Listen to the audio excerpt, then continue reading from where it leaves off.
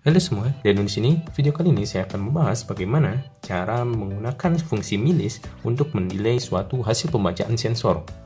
Di sini saya menggunakan sensor DHT untuk membaca suhu dan kelembapan, di mana suhu dan kelembapan tersebut saya akan baca setiap 10 detik sekali, misalkan, ataupun 1 menit sekali. Kita bisa ubah nilainya atau nilai waktunya menggunakan fungsi milis. Jadi, hasil pembacaannya akan muncul setiap 10 detik sekali, atau bisa dibilang sensor DHT ini akan aktif setiap 10 detik sekali. Kemudian bagaimana cara pemrogramannya? Ini adalah pemrogramannya. Kita upload terlebih dahulu programnya untuk melihat hasilnya, baru nanti saya akan jelaskan. Di sini saya menggunakan pin 2 dan tipe DHT-nya adalah DHT22. Yang saya sudah jelaskan untuk cara kerja dan konfigurasi pinnya pada video sebelumnya, yaitu bagaimana cara mengakses sensor DHT. Setelah diupload, kemudian buka serial monitor. Bisa lihat sini, hasil pembacaan 0 derajat Celcius, dan humidity juga 0%. Akan muncul 0 terus sampai 10 detik pertama. Nah, setelah 10 detik, maka akan muncul hasil pembacaannya, yaitu 32,4 derajat Celcius dan humidity 93,1%. Nah, setelah 10 detik maka akan berubah. Di sini 93,4% dan sensor suhunya juga akan berubah sesuai dengan suhu sekitar sensornya. Nah, sekarang suhu terbaca 32,7. Kita coba naikkan, akan tetap 32,7 sampai 10 detik berikutnya. Nah, naikkan 32,8. Akan tetap 32,8 sampai 10 detik, kemudian akan naik lagi. Nah, naik lagi. Kurang lebih seperti itu. Jadi, hasil pembacaan sensor suhu DHT ini akan aktif atau akan memonitoring suhu dan kelembapan, yaitu setiap 10 detik sekali. Kurang lebih seperti itu. Kemudian, bagaimana cara kerja programnya? Di sini saya juga akan menjelaskan bagaimana cara kerja milis dan juga delay. Apa perbedaannya dan bagaimana cara mengkonfigurasi milis tersebut. Oke, untuk delay. Jika kita menggunakan delay, bisa dilihat di sini example, kemudian basic.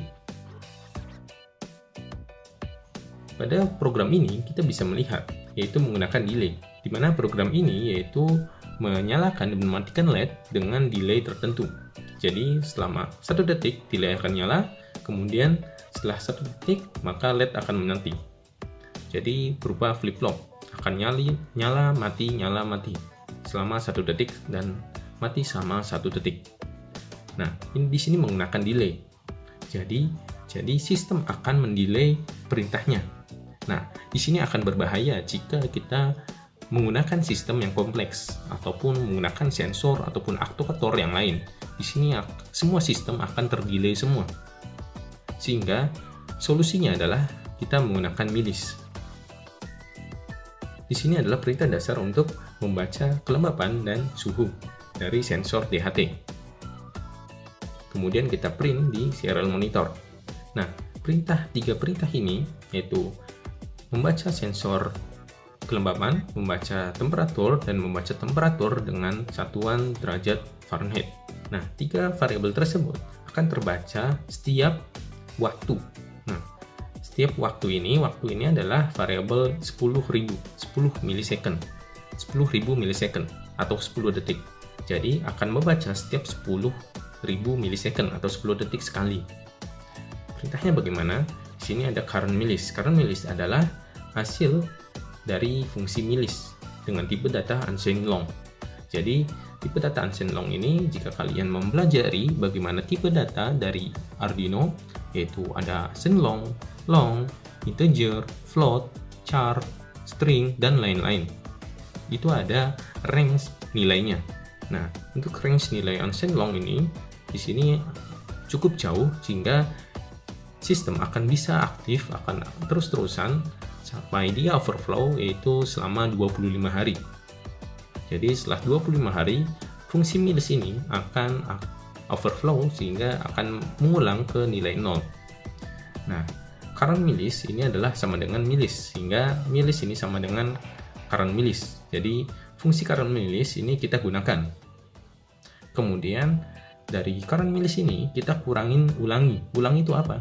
Ulangi adalah ini, yaitu bernilai 0. Karena hanya dideklarasikan dengan tipe datanya dan juga variabel, maka ini nilainya 0.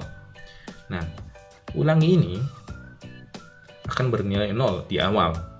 Kemudian lebih dari waktu, yaitu 10.000.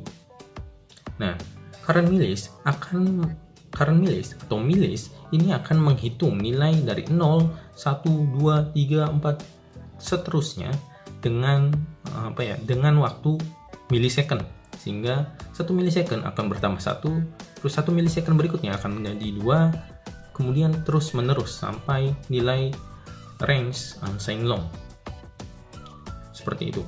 Nah, penambahan nilai tersebut akan mempengaruhi if ini.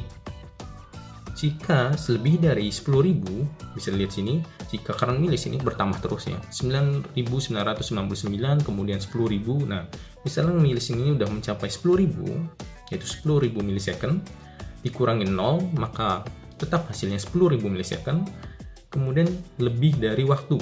Nah, masih ya, 10.000 lebih dari 10.000, itu masih belum.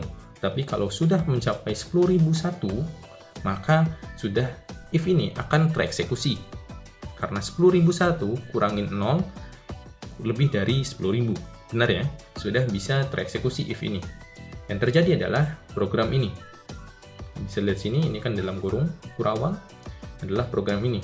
Di mana program ini yaitu untuk mengaktifkan 3 variabel hasil pembacaan sensor. Sehingga setelah 10.000 milisecond, perintah untuk membaca hasil bacaan sensor akan tereksekusi. Kemudian di sini ada ulangi milis. Nah, ulangi ini adalah akan bernilai milis atau current milis. Kita bisa tulis juga current milis ini. Nah, bisa lihat sini. Kemudian ulangi ini akan bernilai 10.001, yaitu current milis. Sehingga 10.001 dikurangin 10.001 maka 0. Lebih dari 10.000 tidak ya. Sehingga if ini tidak tereksekusi lagi. Jadi ini perintah ini hanya tereksekusi sekali, lebih dari 10.000.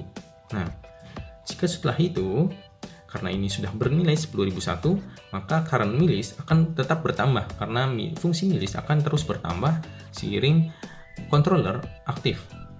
Nah, akan terus bertambah sampai 20.001. Jika 20.001 dikurangin 10.001 adalah 10.000. Masih belum ya, tapi jika sudah 20.002 dikurangin 10.001, maka hasilnya adalah lebih dari 10.000. Karena hasilnya adalah 10.001. Maka ini akan tereksekusi lagi. Gitu. Jadi akan terus berulang-ulang seperti itu, sehingga hasil pembacaan sensor, yaitu di 3 variabel ini, akan mengulang-ulang setiap 10 detik sekali. Gitu. Itulah bagaimana cara kerja dari perintah programnya. So, mungkin cukup sekian untuk video kali ini, bagaimana cara menggunakan fungsi milis untuk menilai hasil pembacaan sensor. Terima kasih telah menonton, sampai jumpa di video berikutnya.